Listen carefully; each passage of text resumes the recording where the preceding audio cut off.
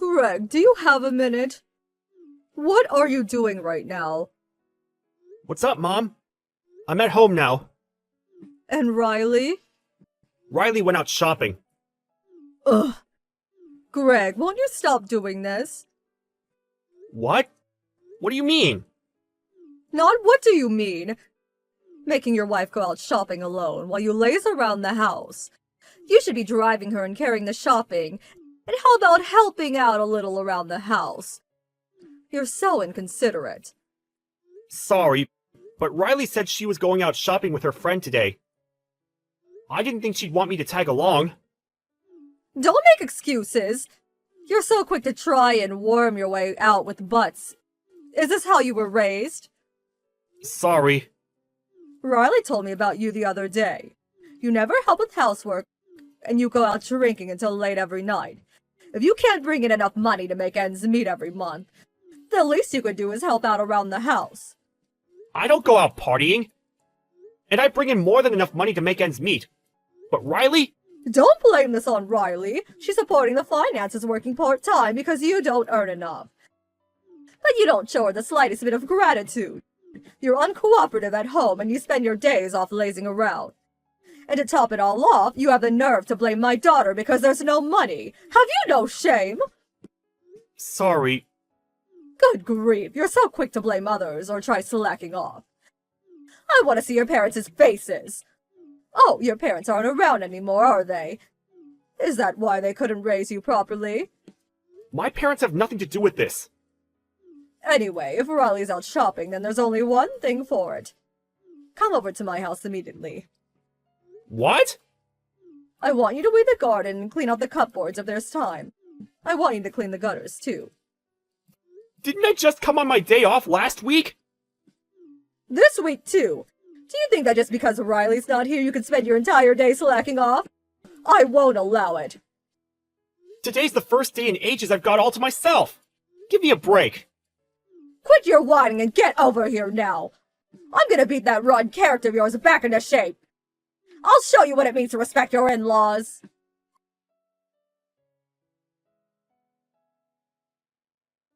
Hey, Riley. Got a minute? What's up?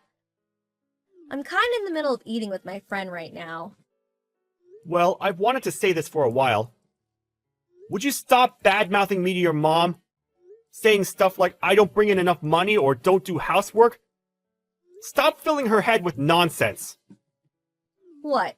What's the problem with blowing off a little steam to my mom?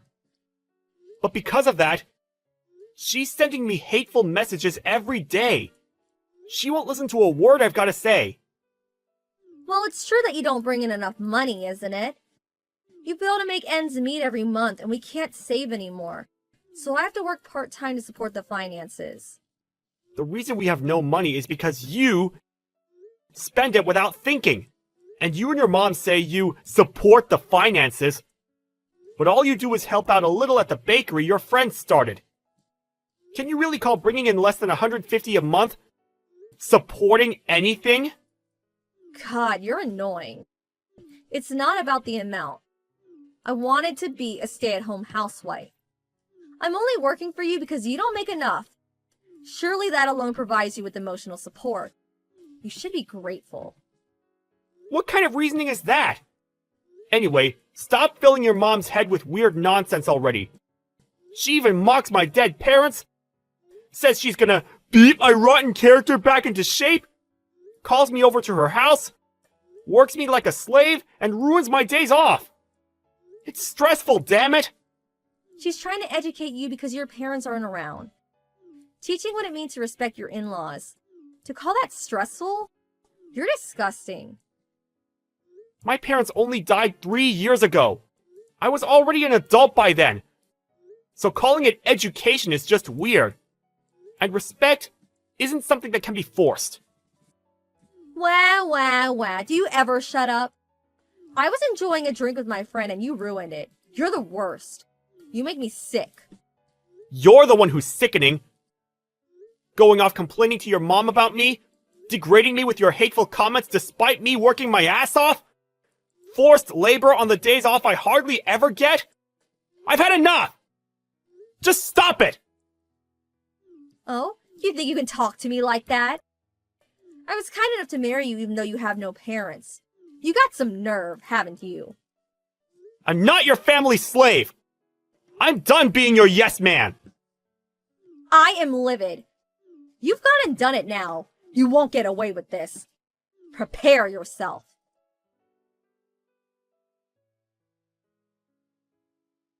Good morning, Greg, you little Ingrid.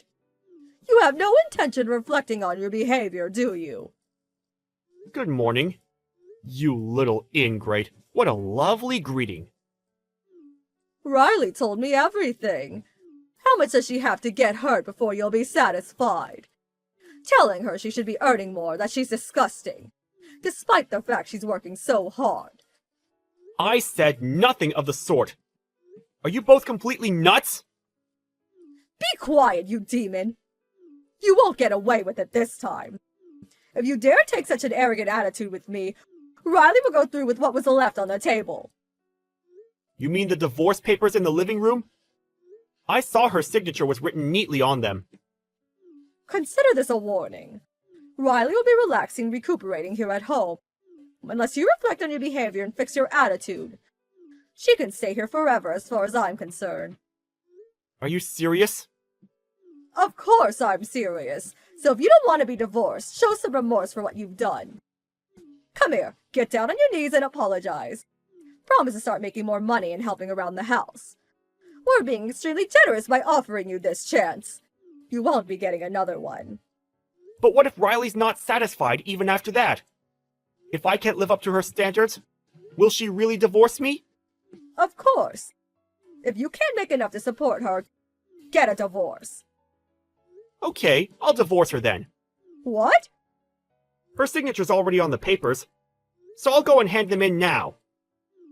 Wait a minute! Why would you do that? Think about it. Let's say I did change jobs and make more money. Let's say I started doing all of the housework.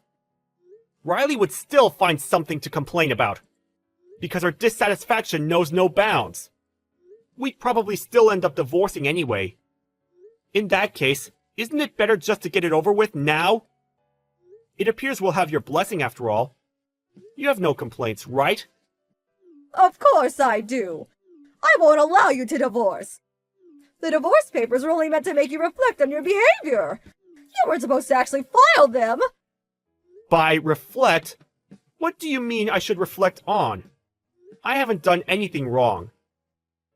Like hell you haven't. Riley told me I know everything. On top of not making enough money, you hardly bring any of it home. You leave all the housework to Riley while lazing around on the sofa. You show her no gratitude for working part-time and supporting the finances. And there are plenty more things for you to reflect on besides that. It's all your fault for not being able to provide for your wife. Since we've come this far, I may as well just tell you. Riley is the reason we never have enough money. Huh? I bring home $2,000 a month. That covers the rent and utilities. We pay our contracts separately. My salary covers almost everything. It's more or less a normal figure for a couple living together. What, you make that much? That's quite a lot. So why do you never have enough money? Because Riley wastes it like you wouldn't believe. Huh? Clothes, shoes, bags, whatever she can get her hands on. Nearly every day. She goes out with her friends and spends whatever she likes on lunches and dinners. She's eating up our livelihood. What? Riley's doing that? And what's more, that bakery she works at part-time, she uses the family finances to give them loans. Almost half of our money goes on that. Loans? That much? Why would she do that? The bakery her friend started because of her hobby is so poorly run that it's always in the red. So she gives them money to supplement their failing finances, because she wants to win her friend's approval. No matter how much I tell her to stop or try hiding the money, she just flips out and says, "Are you saying I should abandon my struggling friend?" Then destroys my stuff or hits me until I hand it over. So I end up reluctantly giving it to her. Oh my God. There's no way my Riley would lay hands on anyone. She's a kind girl. Besides, I've never seen you with any cuts or bruises. She only hits me where my clothes will cover up the marks. My stomach and back are black and blue. She's actually quite good at it. Just how exactly did you raise her? I want to see her parents' faces. You're lying. Riley would never. Since we can't make ends meet due to all of her spending, as well as my daytime job, I've started working through the night at a convenience store to bring money in. Even though I'm exhausted and sleep deprived every day, you call me over so you can boss me around on my days off. My body and mind are wrecked, and I can't take it anymore. No matter how much you tell me to earn more or work more, I can't. I'll never live up to yours or Riley's image of an ideal husband. Let's divorce, amicably. No, wait. Don't be so hasty. To think Riley's so wasteful. I had no idea. Give the excuses a rest. It's not that you didn't know, it's that you weren't interested. You always ignored everything I said. Please! I'll give her a thorough telling off.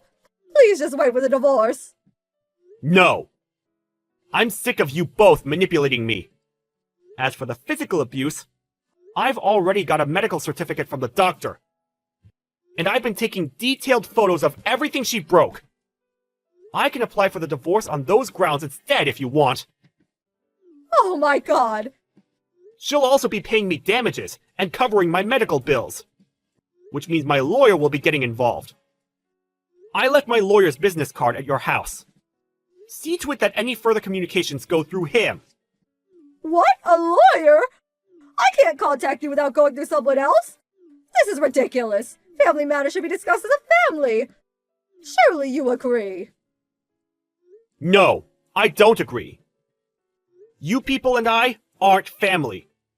You're strangers to me now. I don't ever want to see your faces again. I'll be blocking both yours and Riley's messages. So if you'll excuse me, have a nice life. Riley and her mom rushed over to my place in a panicked attempt to try and stop the divorce. But I'd already taken the divorce papers and a bare minimum of essential stuff, and left the house to stay at a hotel. And so I blocked Riley and her mom, leaving everything to my lawyer, who I'd been in talks with for some time. The medical certificate and photo evidence became the deciding factor. Riley was forced to pay me damages and cover my medical bills. And the divorce went without a hitch.